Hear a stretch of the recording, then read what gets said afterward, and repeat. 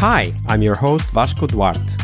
Welcome to the Scrum Master Toolbox podcast, where we share tips and tricks from Scrum Masters around the world.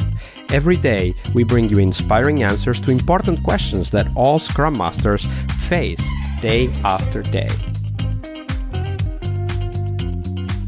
Hello, everybody. Welcome to one more week of the Scrum Master Toolbox podcast. And this week, joining us from Finland is Anu Paganus. Hey, Anu, welcome to the show. Hello, and thank you for the invitation. This is Absolutely. So Anu is a passionate software team Scrum Master who wants to help her team to create an environment where different kind of people can find a smooth way to work together and enjoy their work and private life. Anu also worked as a teacher, software developer, chapter lead, and product owner. So varied experience there, Anu. Take a minute, tell us a little bit more about yourself and how did you end up becoming a Scrum Master?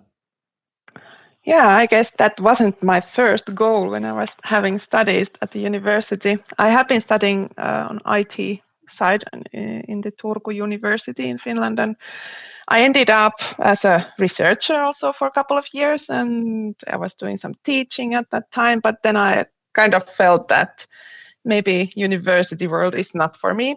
So I ended up then applying for a job for a company where the internal software development was happening, and I was a software developer, so then in that company at first. And then I was a little bit on maternity leave in between, and then I came back and I had opportunity to actually be the Scrum Master of that team.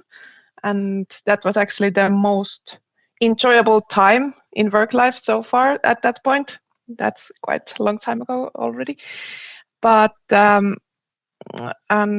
left certain mark in my head. But then things changed a bit, and I ended up also back to the software developer after another maternity leave. And then a lot of things happened after that. There was outsourcing, then there were, after that, I actually ended up as a PO. And then after that, we were sold to another company, our product. So there was a lot of different kind of changes ongoing.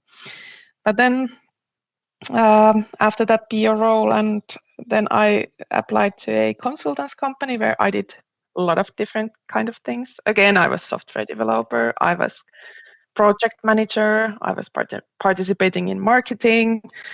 But then I saw this opportunity in my current company that there was an open position for a Scrum Master, and I had so many previous colleagues there, so that they knew that it was a nice place to work, and I really was tempted to have this role again, and I got it, and now I'm here as a Scrum Master, and I have been working now 4 years in this company. So. Absolutely. And that's quite a varied and, how do you say, diverse way or path to the Scrum Master role. You experienced different aspects of the software development as well as some turmoil. I can imagine that reorganization, selling companies, etc., that can be a lot of confusion and uncertainty as well. But of course, that informed you and how you take on the role as well. So I'm interested to hear your thoughts on the next question, which is, of course, the failure question, the difficult question for all of us. We all face failure in one way or the other, but we want to learn about your story, and we'll dive into the conclusions and learnings and tips later on. But first, Anu, tell us that story of a difficult moment you had as a Scrum Master. Yeah, it was really hard to think actually that what is failure, and now that you're saying difficult moment, it might be that I have very specific moment in my head back in the days when one PO, when basically starting as a PO career, not experienced PO, but previously very much manager kind of role on his background, and then he started as a PO, and we started to work things out that how should you work as a PO, and what are the responsibilities that is needed from you, and during time it started to look like that the PO, first of all, didn't have full-time PO role. He had a lot of other hats also. And then the team was all the time like asking that, okay, but we need something from the PO.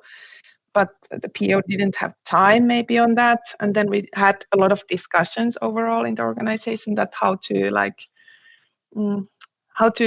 how he should actually prioritize his work, because that's still a very essential role in the team.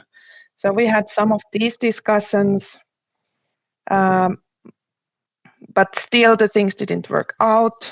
And I had to bring that message basically from the team that things are not working. And at that point, things went a bit personal. And that was maybe my failure at that time, that I didn't take someone from outside in those discussions right away.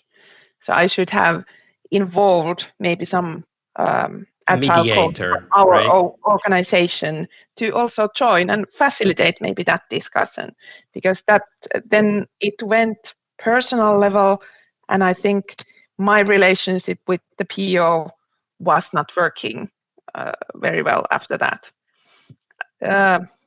I can't say what would have been, I would say, working fully and fix all this, because it turned then that he got another position in the organization, and then the PO changed to another person.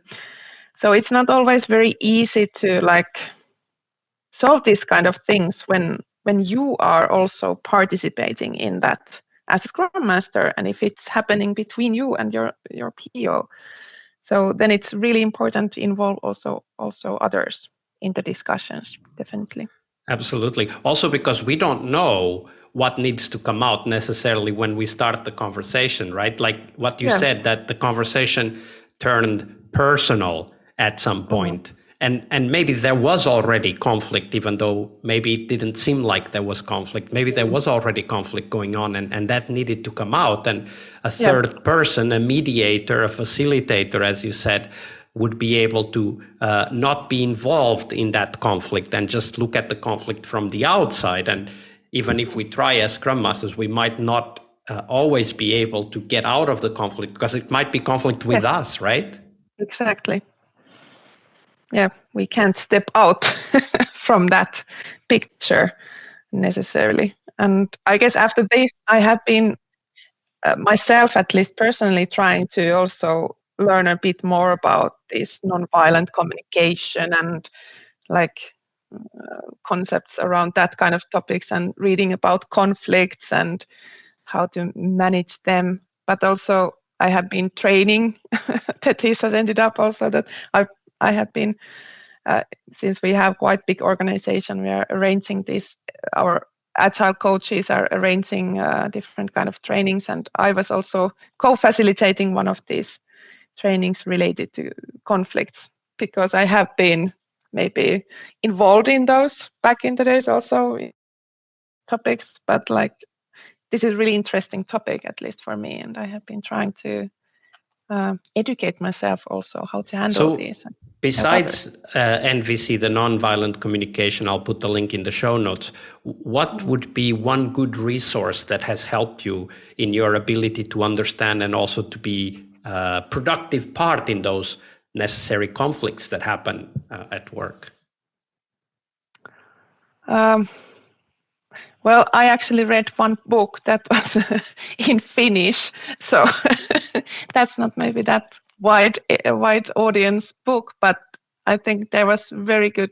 I believe there are a lot of really good like books that are focused on conversations, like conversational skills in hard situations, I would say.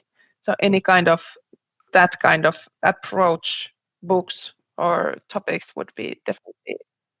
Let's put the link to the Finnish book also in the show notes. I'll put a link to a conversations book, Critical Conversations, which is something that I have used extensively in the past. But what was that Finnish book that helped you?